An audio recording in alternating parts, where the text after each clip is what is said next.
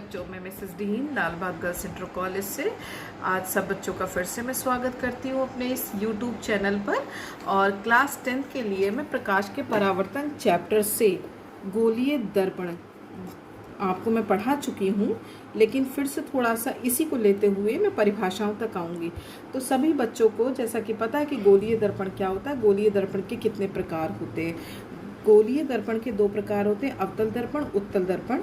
ये इस तरीके से हमने कल तक की डायग्राम सीख लिए थे और बता भी दिया था। और आज मैं बताऊंगी परिभाषाएं। तो बच्चों, परिभाषाएं बताने से पहले ये डायग्राम मैंने थोड़े से बना के रख रखे हैं आप लोगों के लिए, लेकिन मैं बनाना भी सिखा दूंगी। एक्चुअली फिर क्या होता है ना, बनाओ तो वो हमारा वीडियो काफ़ी लंबा हो जाता। तो जैसा बच्चों को बताया गया कि गोलीय दर्पण क्या है, कांच का गोलीय भाग जिसमें से काट करके बनाया जाता है। तो बेटा ये इसको एक कंपास ले लिया, सभी बच्चों को पता है कि कंपास होता है। कोई भी सेंटर लेकर के आपने कोई भी रेडियस उसमें लेकर के एक सर्कल बना दिया है ना। तो अब इसी से हमें भाग क्या है, काटना है। तो जैसे कि अभी हमने क्या करा, यहाँ पर एक कोई भी पार्ट, कोई भी एक आर्क या कोई भी एक उस गोले का हिस्सा लेकर के आपने इसको डार्क कर दिया और उसे इस तरीके से इसको कट दिखा दिया डॉट डॉट करके। तो ये जो कट होगा ये एम डैश कर दिया, ये मिरर मतलब है कि दर्पण, इससे प्रदर्शित कर दिया। इसमें उभरे हुए भाग पर कलई कर दी, तो जो उभरा हुआ भाग है इस पर कलई कर दी, तो जो दबा हुआ भाग होगा यानी अंदर वाला दबा भाग वो परावर्तक तल कहलाएगा।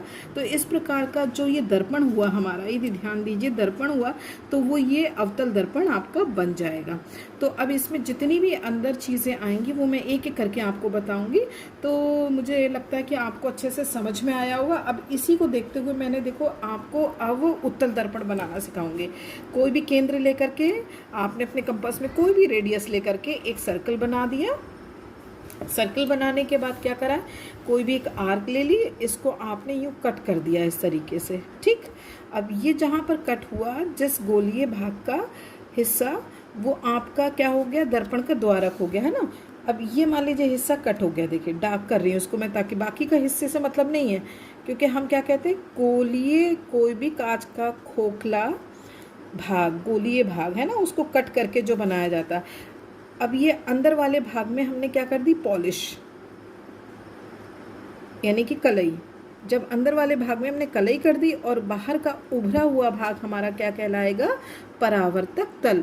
तो इस प्रकार की जो रचना आपके सामने बनकर आएगी वो आपके लिए हो जाएगा उत्तल दर्पण। तो ये हमारा किस तरीके का दर्पण बन गया, उत्तल दर्पण। बहुत सिंपल है बच्चों, यदि ध्यान में दो कि जो दबा हुआ भाग जब परावर्तक तल होगा तो अवतल हो जाएगा, जो उत्तल होगा उसे उभरा यानी उभरा हुआ भाग जब परावर्तक तल बन जाएगा तो वो आपका उत्तल दर्पण बन जाएगा।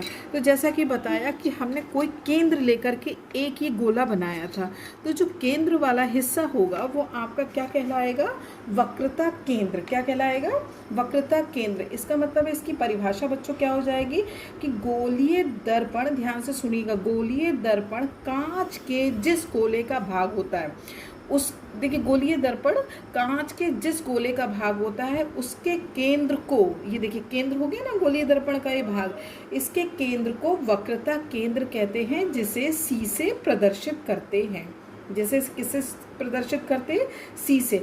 और यही सेम डेफिनेशन चाहे वो अवतल दर्पण के लिए हो चाहे उत्तल के लिए हो, दोनों एक होगी। क्या कहेंगे कि गोलीय दर्पण कांच के जिस गोले का भाग होता है इसे सी से प्रदर्शित करते हैं, ये उसका क्या होता है, केंद्र कहलाता है। और इसी केंद्र को वक्रता केंद्र कहते हैं, जिसे हम सी से प्रदर्शित करते हैं।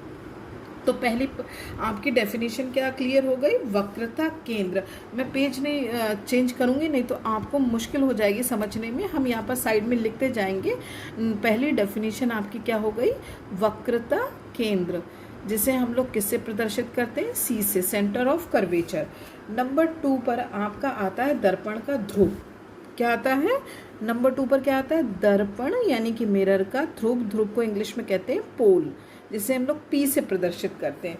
तो ये ध्रुव क्या कहलाता है, इसके यदि डेफिनेशन आपसे पूछी जाएगी तो कैसे बोलेंगे, दर्पण के, ये दर्पण आपका बना, ये आपका दर्पण बना, चाहे ये अवतल हो चाहे उत्तल हो, दर्पण के परावर्तक तल के मध्य, आपका दर्पण है यहाँ से यहाँ तक, इसका बिल्कुल बीचों बीच मध्य बिंदु को दर्पण का ध्रुव कहते हैं। तो आपने यहाँ से यहाँ तक ये दर्पण बनाया, चाहे अवतल दर्पण बनाया हो, चाहे यहाँ से यहाँ तक आपने उत्तल दर्पण बनाया, इसके मध्य बिंदु को दर्पण का ध्रुव कहते हैं, जिसे पी से प्रदर्शित कहते हैं। इंग्लिश में इसको पोल कहा जाता है, पोल ऑफ मिरर। नंबर 3 पर आपकी डेफिनेशन आती है वक्रता त्रिज्या। वक्रता केंद्र को हमने सी से प्रदर्शित करा था, उस गोलीय केंद्र के भाग को वक्रता केंद्र कहते हैं। अब हम नंबर 3 पर डेफिनेशन ले रहे हैं वक्रता त्रिज्या। त्रिज्या मतलब है रेडियस, एक तरीके से देखिए तो ये रेडियस ऑफ कर्वेचर कहलाएगी। वो सी था सेंटर ऑफ कर्वेचर, ये हो जाएगा रेडियस ऑफ कर्वेचर। तो जैसे कि हम लोग वृत्त में करते हैं कि क्या हुआ कि परिधि और केंद्र के बीच की दूरी को त्रिज्या कहते हैं, तो सेम उसी चीज़ की डेफिनेशन को लेते हुए आप क्या कहोगे, चूंकि यहाँ पर ये मिरर का पी जो होता है मध्य बिंदु, वो ध्रुव कहलाता है। ध्रुव और वक्रता केंद्र के बीच की दूरी को वक्रता त्रिज्या कहते हैं, जिसे हम लोग स्मॉल आर यानी छोटे वाले आर से प्रदर्शित करते हैं। वक्रता त्रिज्या को किससे प्रदर्शित करते हैं, स्मॉल आर से। तो डेफिनेशन क्या हो जाएगा, डेफिनेशन हो जाएगी गोलीय दर्पण के कांच के जिस गोले का भाग जिस उसी की त्रिज्या कहलाएगी।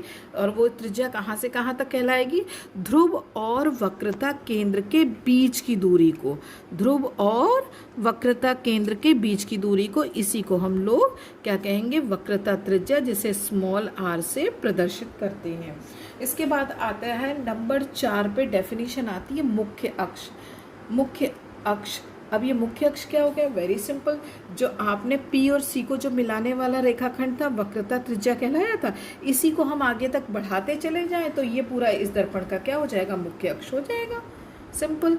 तो ये देखिए क्या बन गया आपका मुख्य अक्ष।